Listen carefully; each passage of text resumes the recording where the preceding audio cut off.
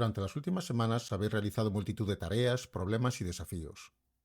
Cada día fue una oportunidad para superar obstáculos y aumentar vuestra competencia matemática a través de la conexión entre las matemáticas y el reino animal.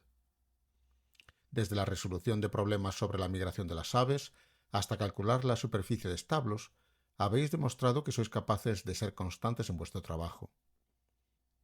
Los desafíos que superasteis no solo os prepararon para el reto final, sino que también os enseñaron la importancia de la precisión y la meticulosidad. Las pistas para descubrir el animal misterioso fueron el resultado de vuestra capacidad para retener la información importante y aplicarla en la resolución de los retos. Vuestro éxito radica en la suma de esfuerzos y aprendizajes que habéis invertido a lo largo de esta situación de aprendizaje. No solo habéis interiorizado conceptos matemáticos fundamentales, sino que también habéis desarrollado competencias esenciales como el trabajo en equipo, la investigación y la creatividad. Más allá de esto, habéis descubierto que las matemáticas están presentes en todos los ámbitos de vuestra vida diaria, incluso en el mundo animal.